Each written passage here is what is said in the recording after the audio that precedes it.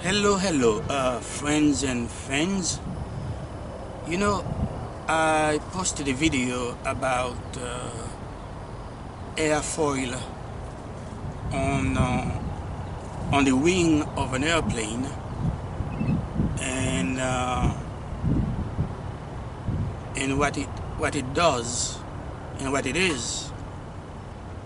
Uh, I did so because in future videos I am going to talk about lift of an aircraft, and then and the airfoil plays a big role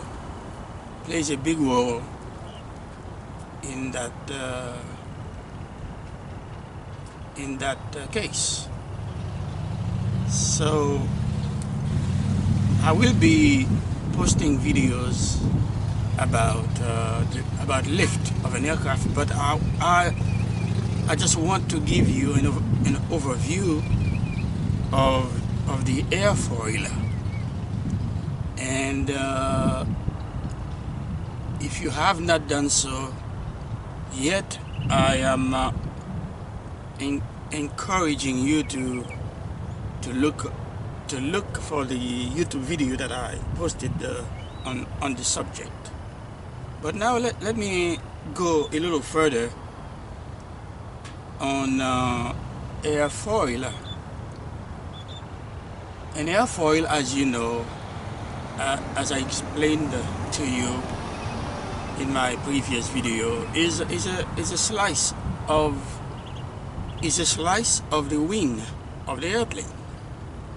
The wing itself is a big airfoil. So the wing, which is a big airfoil, is made of small sections of airfoils, or we can say airfoil sections.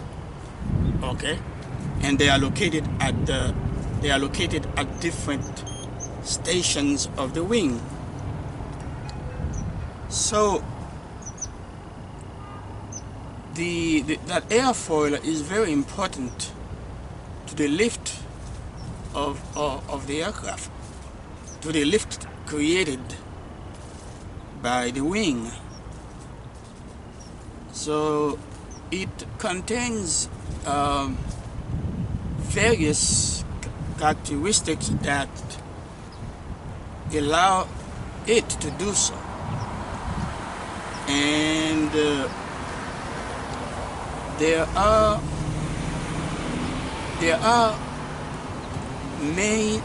four main variables in the geometry of an airfoil. The first one is, of course, the shape of the mean camber line, the shape of the mean camber line, the thickness of the airfoil, the location of the maximum camber, and of course the leading edge radius. I have defined those elements of the airfoil in my previous video on the subject. You can go and take a look at it. But remember to, if you like what I'm doing, please, like, share, and subscribe to my YouTube video, and just hit the notifications bell, so every time I post a video, you will be the first ones to know about it. So let me say something about the mean camber line. Okay, the mean camber line, you know, it's a line that starts from the leading edge of the airfoil, and then slightly curved all the way to the trailing edge of the airfoil. So basically, and you know the distance from that camber line to the distance for that camber line to the chord line is the maximum. Is well. Let me put it this way. At any location where the distance of the distance between the camber line and the chord line, at any location that contains that measurement, that location is the maximum camber. You know, so you have to understand that the camber, there's a camber, okay, the camber line, and you also have the maximum camber. The camber line is curved. It's a curved line. But if that camber, if the camber line, if it were straight, then there would not be any camber to talk about in the first place. So that would be, in that case, the shape of the airfoil would be symmetrical because there's no camber. Okay, so in a symmetrical airfoil, the top surface of the airfoil and the lower surface have the same shape. So, and they are equidistant. They are equidistant from the chord line. Okay, so in a symmetrical airfoil is not a camber. It's not a cambered airfoil. Okay, in a symmetrical, once again, in a symmetrical airfoil, the upper and the lower surface, the upper and the lower surfaces have the same shape, and they are equidistant from the chord line. Okay, so that's that. Then we could try to classify airfoils. Let me say, okay, airfoils are classified, and believe it or not, they are classified according to numbers, to digits, and the first organization in the United States who got involved in the classification of airfoil was NACA, NACA, which stands for National Advisory Committee for Aeronautics, in 1929. And NACA actually is the forerunner of NASA that we all know about. So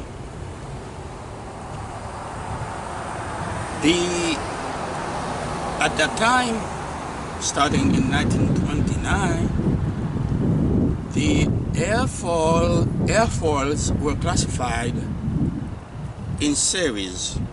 They were classified in series. Okay, I think there are 7 series of airfoils, and then the 6th and the 7th, they involve supersonic airfoils. So, but the very first series of airfoil handled back then by NACA. The first series was a 4-digit series. 4 digits series. Okay, now you may be wondering, but what do those digits, those numbers, stand for? Well, it is very important to understand that in an airfoil, the thickness of the camber plays a major role in the aerodynamic characteristic of the airfoil. The location of the maximum camber also plays a critical role in the aerodynamic characteristic of the airfoil. Also, the location of the maximum thickness of the airfoil itself plays a major role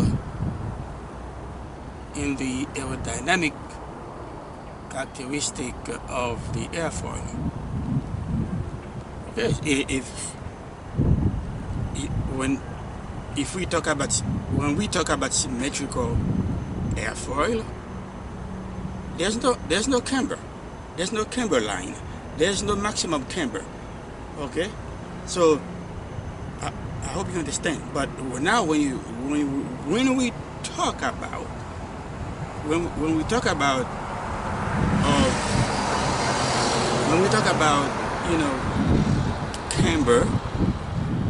cambered airfoil, there's a curve. Okay, so and all those elements, all those nuances in the airfoil are very important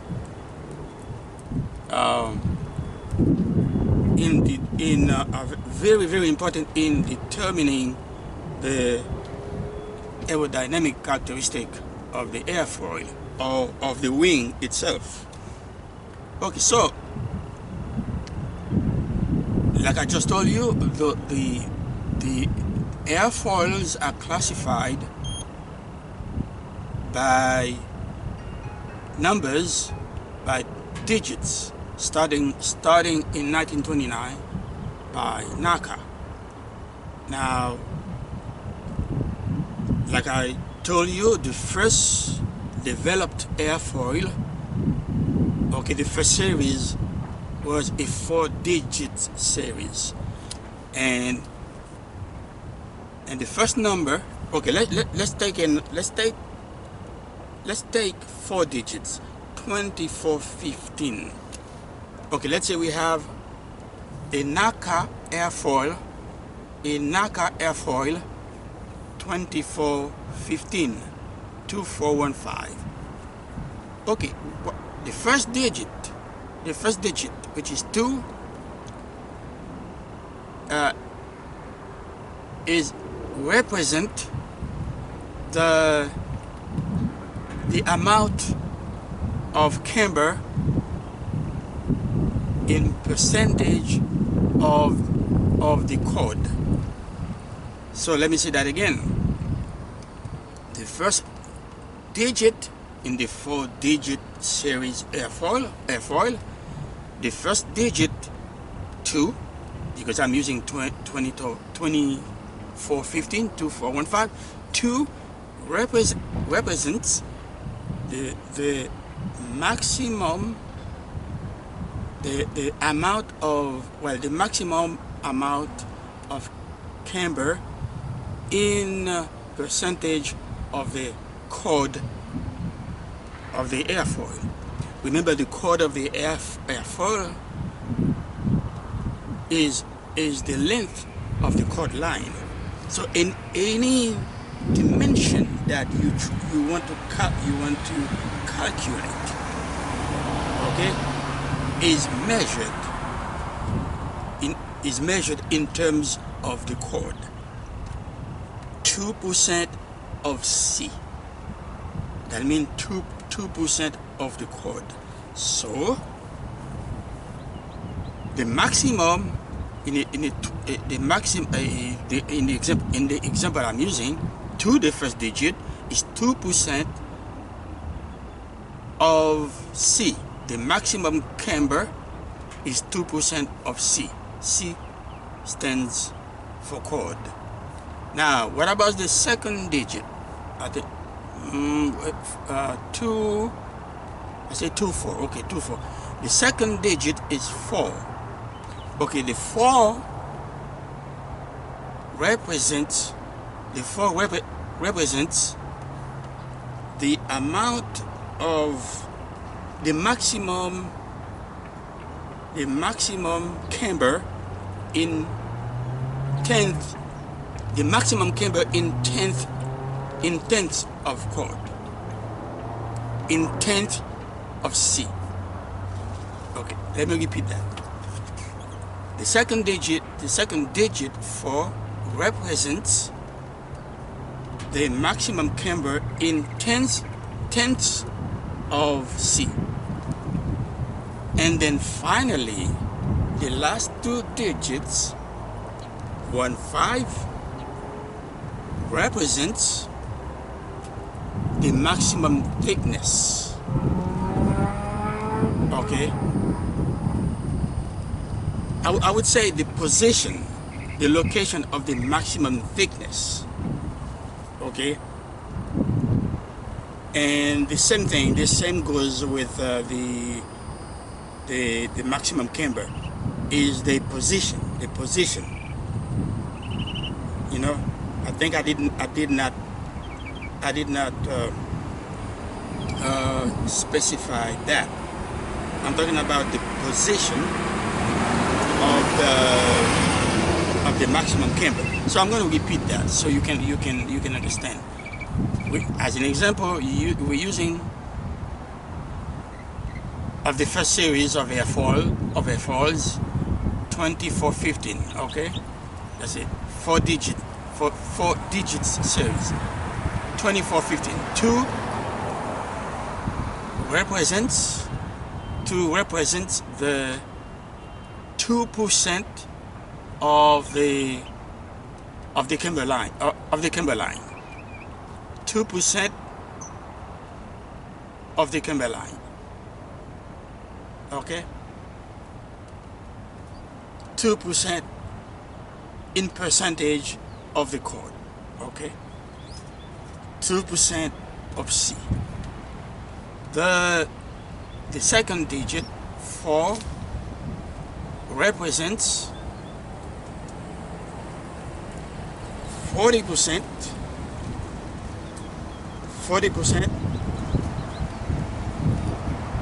of the position of the maximum camber in tenths of C of the chord. And the last two digits 15 represent the position of the maximum thickness in percentage of C, in percentage of the cord. I hope that if I made a mistake before, I hope that I have corrected whatever mistake it might have been. So this is just the first series of airfoils I just talked about. There are 6 more series, which I don't know if I'm going to go that far, but who knows. But I just want you to know something about the airfoil on a wing before I transition to the more important subject that I'm thinking of, which is the lift of an airplane, of an airplane, the lift created by the wings of an airplane. So I hope you have a good day. As you can see, I am making this video outside, so if you hear some noise is going around, that's the nature of making video outdoors. Take care.